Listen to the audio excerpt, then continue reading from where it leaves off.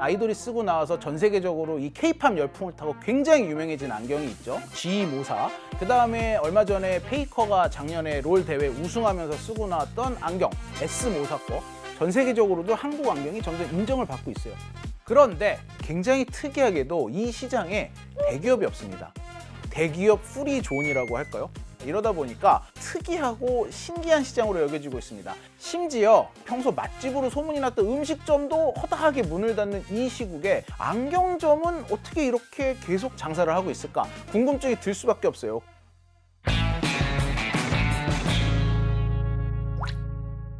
귀에 빡빡해는 이슈 맛집, 귀의 빡종원입니다. 각종 대형 커뮤니티를 약간 순회 공연하듯이 돌면서 굉장히 그런 화제가 된 글이 있습니다. 저도 이거 보고 정말 그러네 라는 생각을 했어요. 바로 안경점 얘기인데, 안경점 한번 생각해 보세요. 눈에 굉장히 잘 보이는 번화가에 있어요. 그런데 그 안경점 크기를 생각해 볼까요? 꽤 큽니다. 여기에 직원들도 늘 상주를 하고 있죠. 근데 사실 망하지 않고 잘 나간다라는 것은 착시 현상에 불과하다라는 얘기가 업계의 중론입니다. 안경을 고를 때 뭘 고려하는지 한번 잘 생각해 보시죠. 안경을 어떻게 골랐어요? 디자인이 제일 중요했던 것 같고 그 다음에 이제 무게? 근데 그 안경을 특정 안경점에서만 살 수 있었나요? 아니요, 그냥 근처 안경집 가서 그 안에서 괜찮은 걸 골랐던 것 같아요. 정답이 나왔습니다. 근처 안경집을 갑니다. 안경이 자체 이 안경 요 아이템 하나로 차별점을 나타내기가 굉장히 힘든 브랜드예요. 무슨 첨단 제품이 들어가 있는 것도 아니고 핸드폰처럼. 그렇다고 해서 디자인이 막 너무 독특해서 저 집이 아니면 살 수 없다. 사실 그런 것도 없죠. 뭐 하나 나와서 유행이면 전부 다 우후죽순으로 베끼는 디자인들이 나오니까.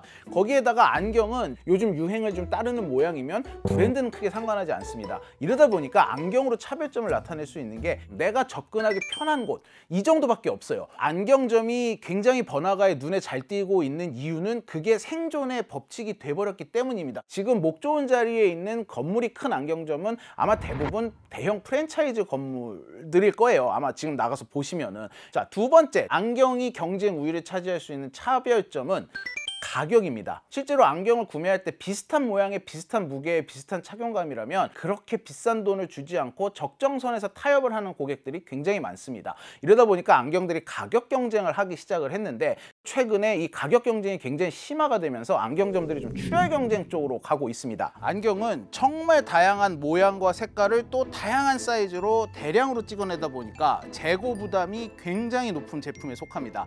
여기에다가 외국과 다르게 우리나라는 시력 검사비를 따로 받지 않잖아요.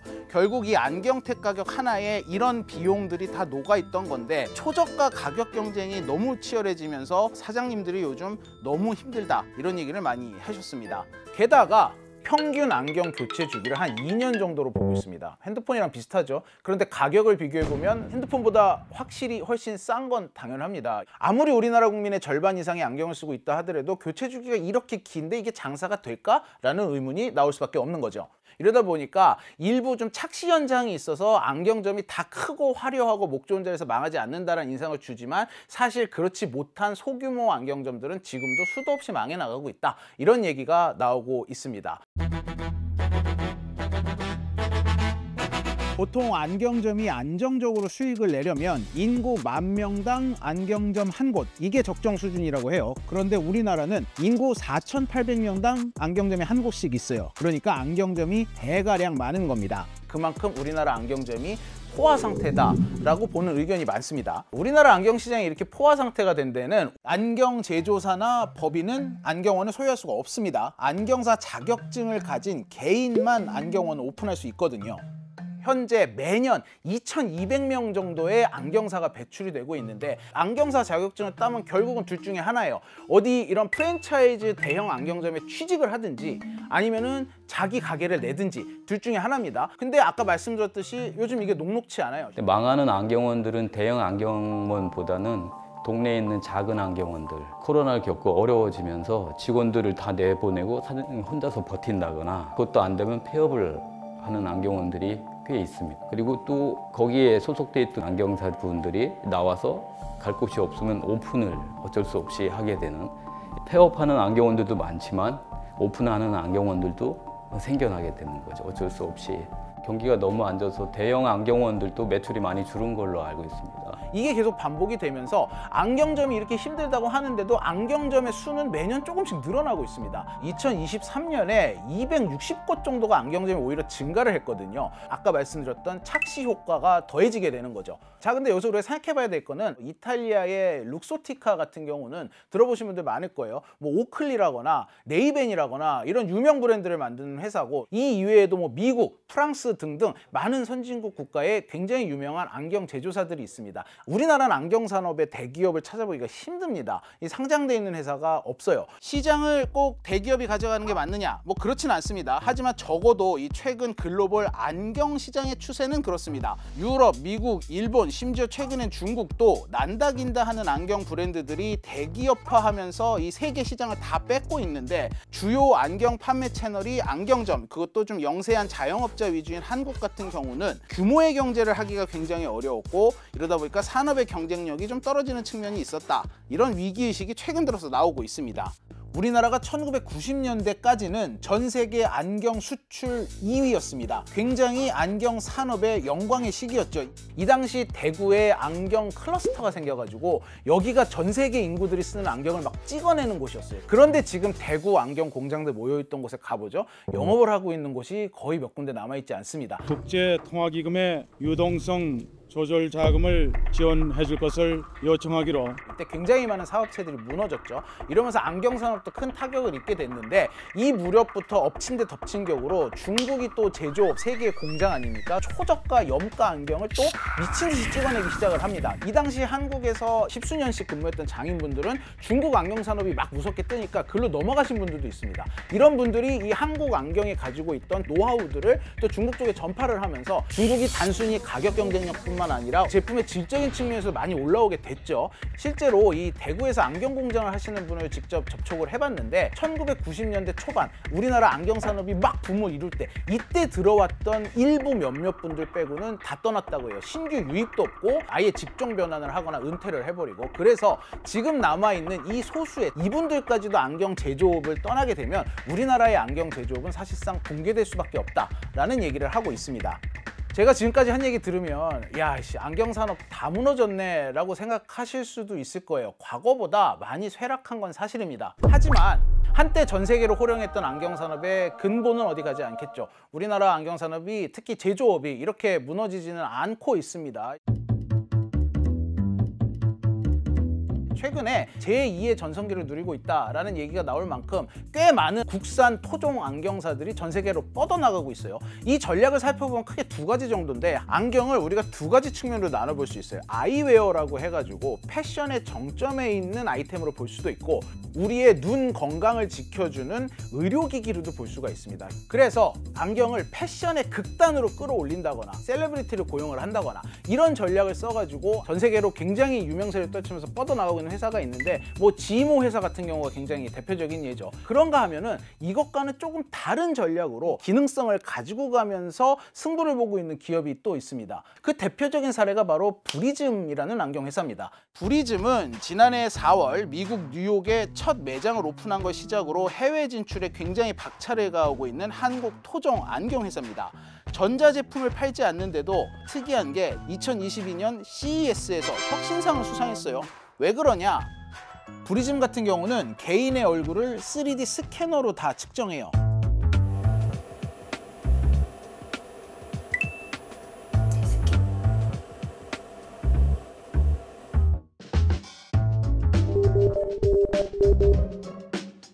그 수치를 가지고 가장 잘 어울리는 안경테가 뭔지를 AI가 추천을 해주게 됩니다. 근데 이 모양은 없네요. 제가 이 모양을 선택했을 때 저희 아내가 되게 반대했거든요.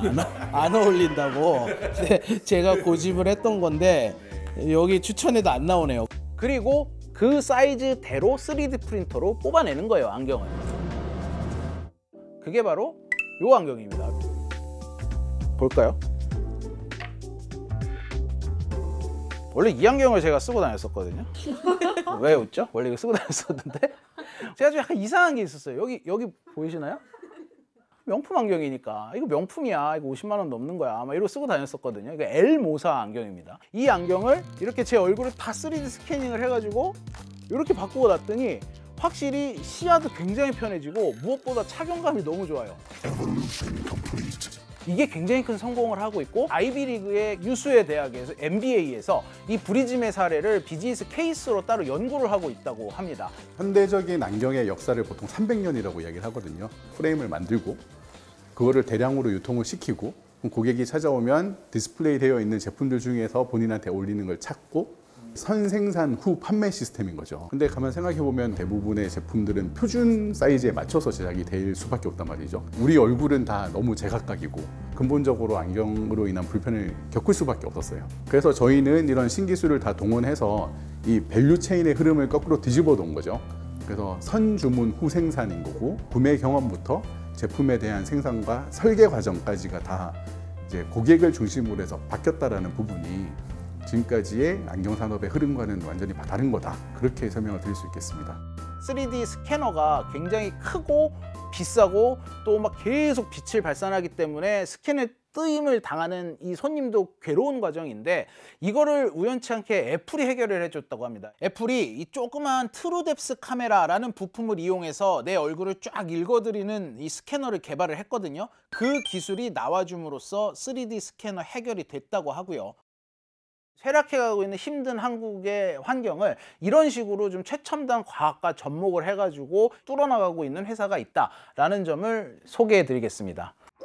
제가 취재를 하면서 좀 재밌는 얘기를 업계분들한테 들었어요. 우리나라 정치인들은 도대체 왜 전부 외국산 안경만 쓰고 나올까? 그래서 살펴봤더니 2012년에 문재인 대통령이 쓰고 나왔던 엘모사 안경이 아마 시초였던 것 같아요. 이때 굉장히 화제가 되니까 굉장히 많은 정치인들이 똑같은 브랜드의 안경을 쓰기 시작을 했고 요게 최근에는 이제 엘모사를 넘어서가지고 유럽산 비싼 안경을 쓰고 나오더라고요. 사실 정치인들이 주로 뭐 입고 다닙니까? 양복 입고 다니죠. 아무리 비싼 양복을 입어도 이 옷으로 나의 개성을 드러내기가 약간 부족해요.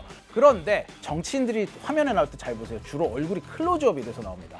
그러니까 안경만큼은 내가 어떤 패션 아이템으로 좀 포인트를 줄 수가 있는 부분이에요. 안경을 뭘 쓰느냐로 내가 뜰 수도 있다 라는 좀 공식이 더해지면서 이게 정치인들만 유독 이 외국산 안경을 쓰는 게 약간 트렌드가 된 게 아닌가 뭐 이런 생각을 좀 해봤습니다. 한국의 안경 산업이 다시 부흥기를 맞아가지고 국내 토종 브랜드도 이 소비자들에게 굉장히 좋은 선택지가 되는 옵션으로 남아주기를 바랍니다.